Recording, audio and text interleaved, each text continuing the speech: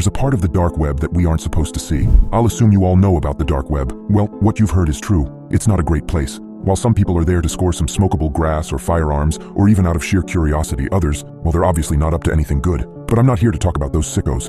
I'm here to talk about what lies beyond that point, the more cryptic and unexplainable part of the internet, the part that nobody's really supposed to see. There was an infographic that cropped up a while ago, not sure when. The 8 levels of the internet. Maybe you've seen it. As interesting as it was, it's complete bunk.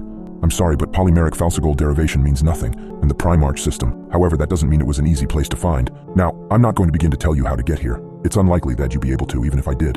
I'm not tooting my own horn here. I just didn't have a life outside of this. I was warned, of course. Everybody told me I wasn't going to like what I saw, that I wouldn't even understand it.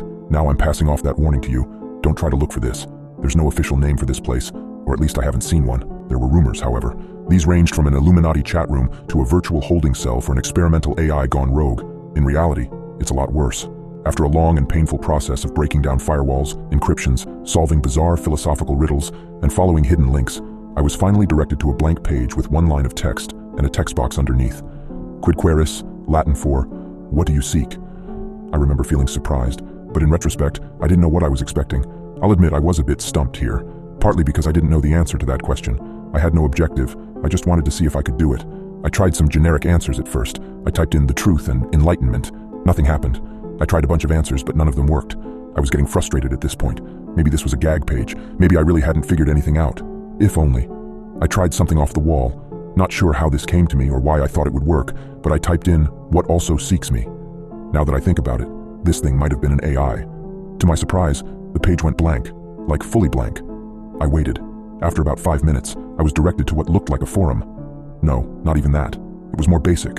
Just a list of links over a brownish-yellow background. The links themselves were indecipherable, just seemingly random sequences of characters, symbols, and letters. A lot of them I had never seen before. It almost looked like an alien language, obviously just a code I didn't understand. At this point, expectations were off the wall. Each link was a shot in the dark.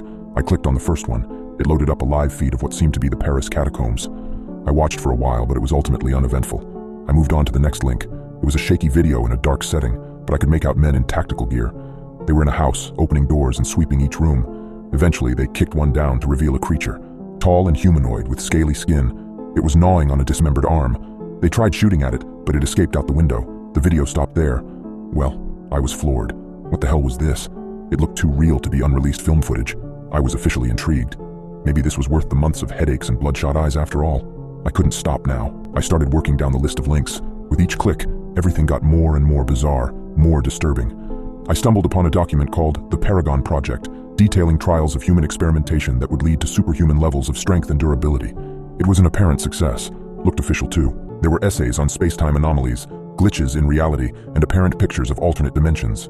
There were detailed explanations regarding Area 51, the Bermuda Triangle, assassinations, disappearances, and the true nature of the Holy Grail. One of the more upsetting ones was a document referring to a world-ending bomb, a nuke that's 720,000 times stronger than the one dropped on Hiroshima. I don't want to know why we would need that. I found contingency plans for different kinds of apocalypses: nuclear winter, biological weapons, viral outbreak. Some more peculiar ones were called the Marianas Trench Abnormality, the bluntly labeled Strange Man on the 15th Floor, and one simply referred to as Blackout.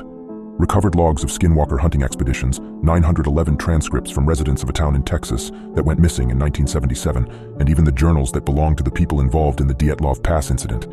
They didn't go insane because of the snow. I spent hours on there, looking through pages and pages of things I felt like I wasn't supposed to see. I came across a trailer to a silent film made back in 1910, one that apparently made people claw their eyes out after watching that nearly derailed the whole industry. There was a live stream of a hooded man sitting in front of a camera, head crouched down. He eventually lifted his head. Even though he had no mouth, a deep, guttural hello came through my speakers. Somehow I knew it came from him. I didn't stick around for that. There were obscure sets of step-by-step guides that involved things like cutting off your own limbs and sewing on corpses, performing religious incantations in the middle of the Siberian forest, and going to coordinates that apparently housed captive fallen angels. It was unclear what any of these were supposed to achieve. There was also a 20-second-long clip titled The Futility of the Living. I didn't watch it. That's when I realized there was no way even the highest form of organized government had full control of this. One of the scariest things about this whole experience was that I didn't find an end to the list. No matter far I scrolled down. I think I had a meltdown and passed out eventually because I woke up on my floor in the middle of the night. I looked at my computer screen to see looped helicopter footage of a massive crab-like creature tearing apart a coastal island. I clicked off of it. I just sat there for the longest time. I couldn't comprehend what I was seeing, and I don't think I really wanted to. Now I'm not really sure why I kept going. My brain was screaming for me to take my computer out to the lawn and smash it into pieces, but I didn't. I noticed something I hadn't before. A small message at the bottom left-hand corner of the screen. I don't know if it was always there or not. It was hard to read, so I had to squint. More Latin, translated into, "Are you satisfied?" There were two options underneath it, yes and no. Now I knew the answer to this question. Hell no, I wasn't satisfied. I was horrified, scarred for life, but I should have clicked on yes. If I just clicked on yes, it would have taken me out of that godforsaken place, back to comfort and sanity. Even right now, I can't tell you why I clicked on no. But once I did, the page seemed to refresh. It was still the same basic setup, except there were only 4 links. This time, there were no recognizable numbers or characters. Hell, it didn't look like anything that could have come from this world, just a collection of extremely crude symbols that didn't give off any sense of pattern or direction. I clicked on the first link. After about 20 seconds, I slammed my computer shut. I can't describe to you what I saw. All I know is that I wasn't supposed to see it. Nobody should ever see something like this. It's not only that it didn't make any sense, I can't tell you why it didn't. I couldn't begin to grasp the images I was seeing. It wasn't graphic or anything, not like that. I just couldn't recognize anything. I could make out things moving, but not in a way any creature on Earth has ever moved before. Colors that I'd never seen before. Just thinking about it gives me a splitting headache. This is my best attempt at visualizing it. We have 3 dimensions here on Earth. We can move forwards, backwards, left and right. These things weren't restricted to that. I can't explain it any further. All I know is that I didn't want to watch one more second. I don't think I would have been able to. I left my room. For the first time in a while, I was planning to leave my house. I needed fresh air, to take a walk or something. I was putting on my jacket when I heard a knock at the door. I stopped dead in my tracks. Obviously, I wasn't opening up.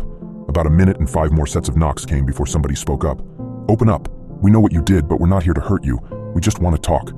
The tone wasn't threatening. Eventually, I obliged. I opened up my door to 2 tall, slim men in suits. They smiled at me. "Can we come in?" I still don't know how they found me. I thought for sure that I was off the grid. We sat down on the couch. I guess I was just waiting for answers at this point. One of them looked at me and said, "What were you looking for?" "I don't know, but I'm not going back," I responded. He smiled again, like this is what he wanted to hear. The other one piped up, "Who do you work for?" His tone was a bit more aggressive. I just shook my head. "Look, I didn't know what I was getting into. I wasn't looking for anything." They just stared at me for a while. "I'm not going to tell anybody, trust me." They finally responded, "We're not worried about that. Doubt anybody'd believe you." Another smile. Somehow it felt genuine. "We just wanted to know what your priorities were." In retrospect, that was a very strange question. "Just do us a favor and we'll leave." I perked up. "Give us the device you used to access it."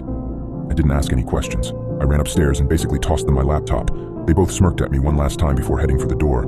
Just as they were about to leave, one of them turned back.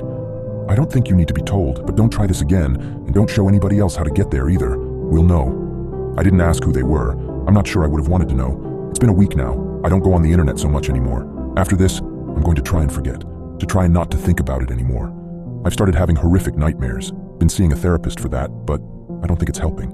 Anyways, I'm not going to let this consume the rest of my life.